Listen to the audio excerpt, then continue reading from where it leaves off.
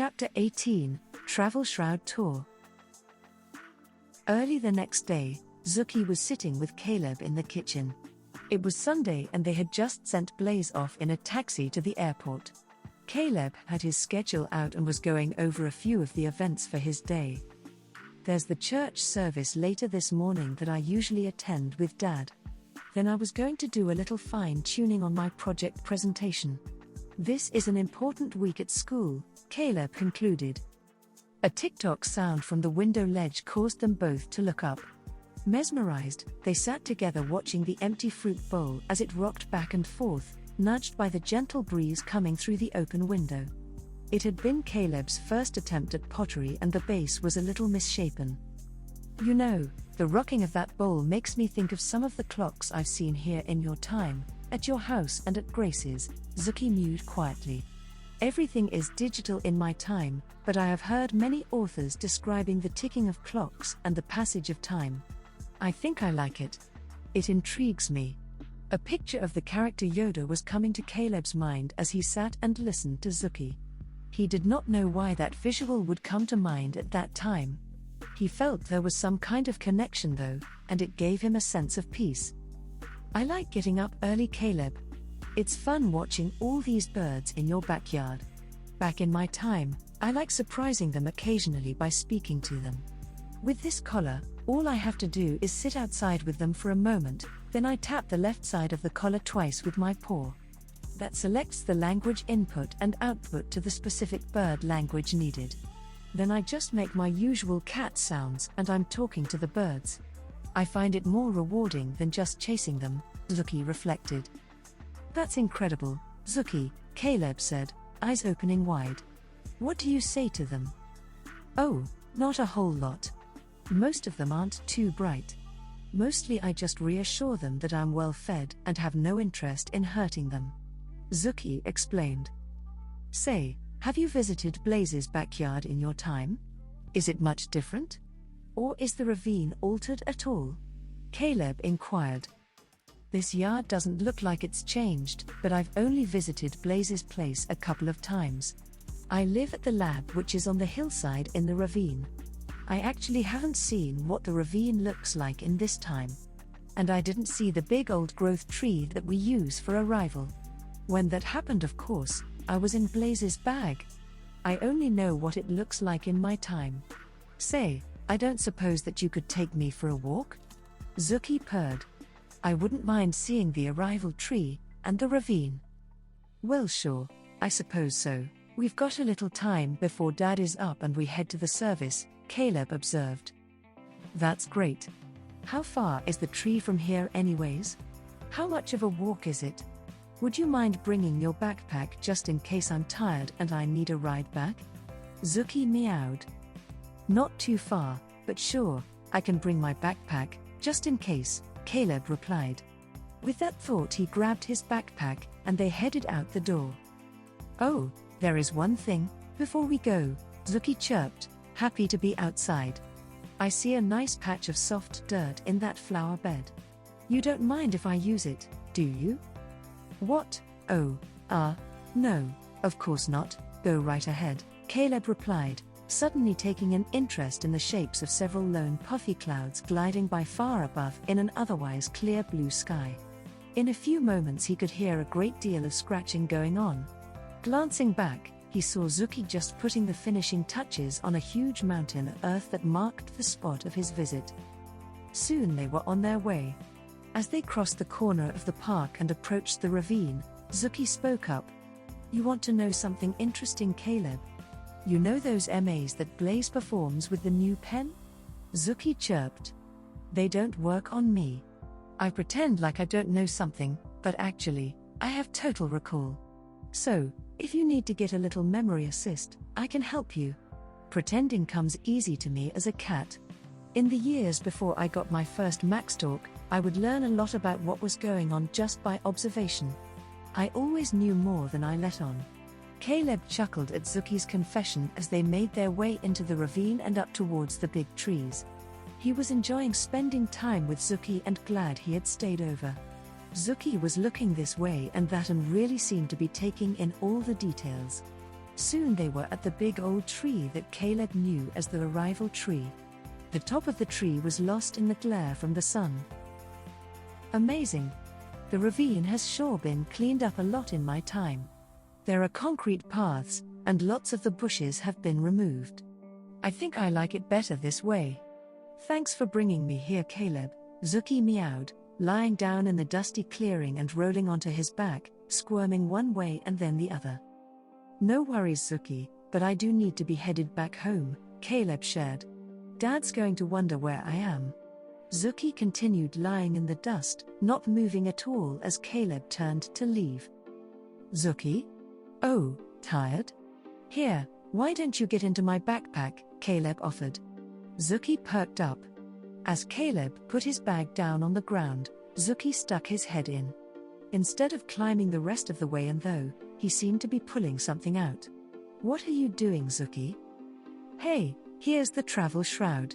Must have got into your backpack instead of Blaze's by mistake. Would you look at that? Hey, have you seen it up close or held it? Wow, no, I haven't seen it. I just heard Blaze talking about it. Yeah, of course I'd like to hold it, Caleb whistled as Zuki finished pulling it out of the bag with his teeth. Incredible. It's so light. Where's the opening? Oh, I see. It sure looks roomy. Well, if it fits Blaze, it will fit you, Caleb. You should try it on, Zuki coaxed. Wordlessly, Caleb nodded and began climbing through the opening. As he stood moving his arms back and forth, the fabric billowed, somewhat like parachute material. Zuki dragged the backpack in with his teeth, depositing it at Caleb's feet. What are you doing? Asked Caleb. It's so dusty out there. Your backpack is getting dirty. It's cleaner in here, Zuki explained. Whoa, would you look at all those switches down there? Caleb followed Zuki's gaze to a panel of dials, knobs and toggle switches with lights on the lower part of the inside of the shroud. Let me give you the tour. These are the physical, backup controls. There is also a set of holographic controls, but they're more complicated and not always needed. These all activate if the suit seals up. This one monitors the traveler's DNA and controls life support. This one targets the sought-after part of the Fibonacci spiral and transmits to the lab in the future, to initiate energy transfer. This one down here confirms the GPS coordinates. This one senses the DNA from the vegetation targeted. This other one scans for the aura around the vegetation. This one makes sure the shroud alignment is optimal. And finally, this one controls the speed for safe re-entry and landing. These switches can all be controlled manually if needed, but at this point they're set up for fully automatic. None of it activates until this one is flipped, sealing the suit, Zuki finished explaining, leaving his paw hanging on the final toggle switch. Just at that moment, Caleb's bag tilted over at his feet. Out tumbled a little plastic stick with some string attached, along with several little fuzzy mice. As Caleb opened his mouth to speak, he heard one distinct click, followed by a rapid succession of beeps and flashes as all the lights on the panel began pulsating. What? Caleb started to speak, but the words were lost as he heard gases hissing and got the sense they were floating. Then they were swaying back and forth, and there was a severe whistle coming from outside the shroud. Finally, there was a gentle bump and Caleb had the sense he was lying on the ground. Oh, my gosh, that was cool, Zuki. But enough of the tour. I need to be getting back to my place, Caleb noted, standing and reaching forward to unzip the shroud. Picking the backpack up and scooting Zuki out in front of him, he stepped out to the sights and sounds of rain pounding on the cement walkway in front of him. His mind struggled to grasp what he was seeing. Rain from what was a bright blue sky.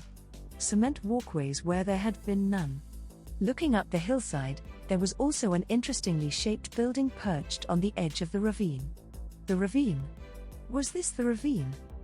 This is sort of like the ravine, but it isn't the part we were in. Where are we now?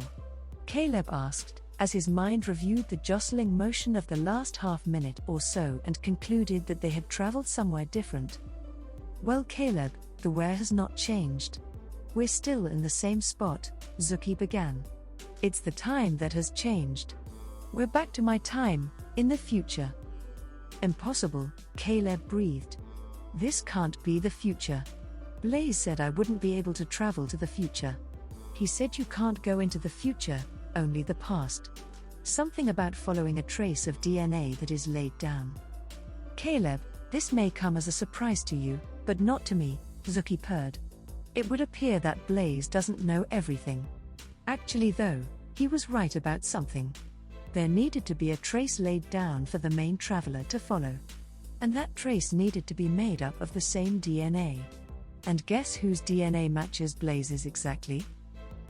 Caleb began to look a little more closely at his surroundings. As the reality of his situation sank in, the panic rose, and he began pacing nervously back and forth. This can't be happening, he blurted out. This is not supposed to happen. I'm in trouble. How do I get home? Dad is going to be so worried. I'm in real trouble. Zuki, how did this happen? The words were tumbling out non-stop. Ignoring the questions, Zuki gestured with his head in the direction of the low white building perched on the edge of the ravine. We should get answers there. Let's go find Dr. Emma. Better grab the suit, Caleb. After stuffing things back into the bag, he noticed once again the cat toys. It seemed like a light switch was suddenly flicked for him. He had been set up. This was no accident. Wait a moment. You, Caleb began, before realizing that Zuki was halfway up the hill already. Tossing the bag on his back, he jogged to catch up. He caught up to Zuki just as they got to the side of the building. Before he had a chance to say anything, Zuki called back over his shoulder. You wait here, Caleb. Dr. Emma should be here in a moment. With that, Zuki pushed open the cat door and disappeared. Trying the handle on the door, Caleb found it, not surprisingly, locked. Leaning back against the wall, he slumped to a sitting position on the concrete ledge next to the door. Confusion had given way to fear, but now excitement seemed to be dominating. This could be an incredible experience, Caleb thought. As long as it doesn't last forever. What's the worst thing that could happen? Forever would only be 8 years. Then his time would catch up. No, it wouldn't. It will never catch up. I'll always be 8 years younger than all of my friends. Weird. While he was still trying to make sense of being misplaced in time, he realized the door was opening. He pushed himself to standing. Caleb, my gosh. You're okay. You did it.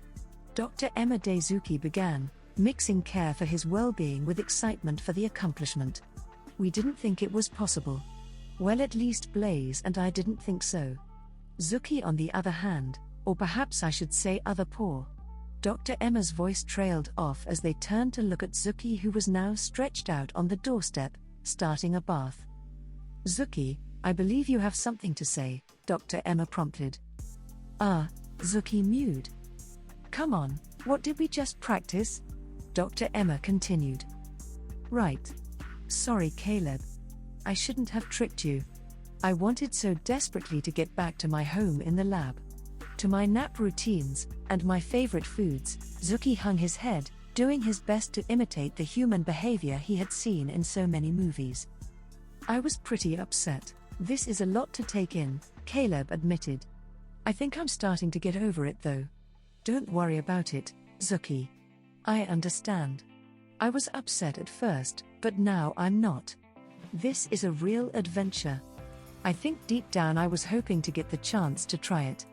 That is, if the time travel also works in reverse and I can get back to my time period. He bent over to scratch behind Zuki's ear. Zuki responded by perking up and rubbing against Caleb's outstretched hand. Well, that's a problem that's going to take a little more time to solve. We've never had a situation like this before. We'll have to put our heads together and come up with a solution. Otherwise, you and Blaze will have essentially swapped places. Don't know what effects that would have on the space-time continuum. I'll discuss the situation with Zuki, and perhaps Blaze, if we can connect via Zoom. For now, give some thought to what you might like to do during your vacation to our time. And you should get some rest. Time travel can be draining. Dr. Emma turned and picked up Zuki, who looked like he was starting a nap. Holding the door, she ushered Caleb into the lab. Caleb knew he needed rest, but his mind would not stop churning as he lay on the couch in Blaze's office. Mentally, he prepared a list of things he wanted to see and people he wanted to connect with. Might as well take full advantage of the situation. With a smile on his face, and only after jotting his list down on a page in his pocket notebook, he dozed off.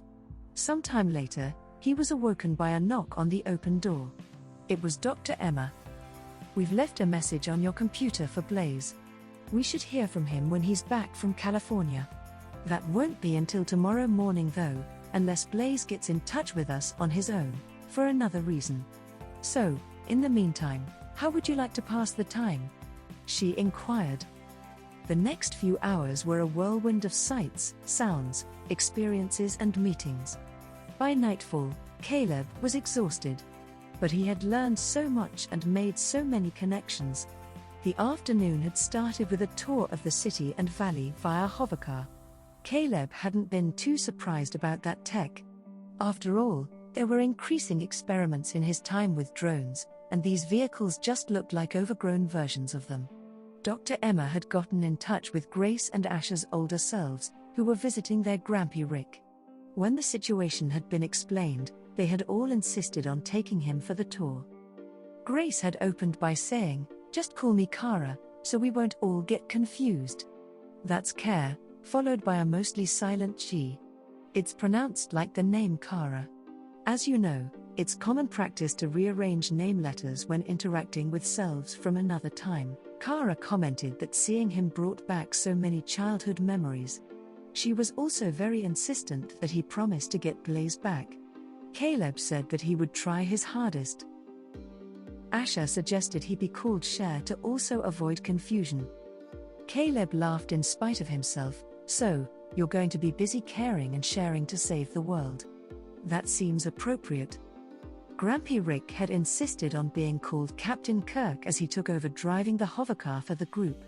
Since his dad had been a Star Trek fan, Caleb was immediately clear on the reference. It was a thrill to see the sights of the Vancouver area from a vantage point in the sky. The vehicle was wirelessly connected to the VATA, Vancouver Air Traffic Authority, which made travel above the city, at all levels, quite smooth. Every vehicle in the air was automatically routed for safety. Apparently, once off the roads, accident rates amongst vehicles had plummeted. The most fun he had was when they stopped in North Vancouver and had a tour of the North Shore Mountains via personal jetpacks. These units are sure a huge improvement from the clumsy units that are being tested in my time, Caleb thought. Kara and Cher were particularly thrilled to fly over much of the terrain that they had seen in pictures from their Auntie Kara and Uncle Michael's hikes. Before Dr. Emma left for the day, she had prepared instructions on how he could access the next video, Video A18, Survey FL6. With some time available in the evening, she thought Caleb might like to view this one with Blaze's virtual display screen, and she was correct. Lying back on the couch, Caleb marveled at the clarity of the holographic screen that hovered above him. "But I need a copy of the survey," he thought, looking around the office. On Blaze's desk, the printer began warming up and soon spit out several pages. Curious, Caleb reached over and was amazed to find the pages of the survey. "I see you've discovered the thought print feature on Blaze's computer system," Zuki mewed as he strolled into the room. Caleb was amazed. After the video and the survey, Caleb had a session with Zuki where he was filled in on a number of the things that had been shrouded with the last MA. Caleb found all the details related to the trees, the travel shroud and the riding on spiraling waves, to be fascinating, if vaguely familiar. Likewise with the refresher on the relationship between older Caleb and Grace. No wonder Grace, or should I say Kara, was so intent on me promising to get Blaze back, Caleb reflected. After Zuki went for his evening stroll in the ravine, Caleb found a little time to look over the books in Blaze's office. He was thrilled to find a number of volumes that pertained exactly to his classroom passion project. He stayed up quite late, reading and making notes to add to his project. Morning brought the prospect of a Zoom meeting with Blaze and the anticipation of a solution to their dilemma. "Zuki, taking responsibility for creating the problem in the first place, volunteered to sit at the computer the next morning, awaiting a communication from Blaze. Prior to the meeting, Dr. Emma reviewed some of the concerns and issues with Caleb. We didn't originally think we could go forward in time, but now we know that if we follow trace DNA which is identical, it obviously works. So, in that case, you're a real trailblazer. You're the first to make that kind of trip. Now the problem is getting you safely back to the past. Then, if that is successful, Blaze should be able to use your trace DNA, and the travel shroud that you deliver, to get back here. Otherwise, he's stranded in your time. What do you mean, if? Caleb asked, noting the hesitation in Dr. Emma's voice. I'm not going to lie to you, Caleb. It's not a for sure kind of thing. Piloting a travel shroud on an outbound journey is not the same as returning to the lab. You're going to have to learn and remember a lot of information and procedures to make a successful trip. There is a lot that could go wrong. I've spent most of the night reviewing our experiments and test flights, looking for a way that we can ensure your safety. Unfortunately, I haven't come up with any solutions, just more potential problems. What if a solution isn't found? Caleb gasped, beginning to panic. Then there's a lot about the future that is about to change. Blaze no doubt shared with you that the future is alterable. With you permanently here, and Blaze permanently in your time, there is no doubt that the future will change in many dramatic ways. We just don't know, Dr. Emma confessed. Caleb didn't know how to respond. He felt like his head was going to explode with the multitude of questions and worries that all hit him simultaneously. He put his head in his hands and began to sob.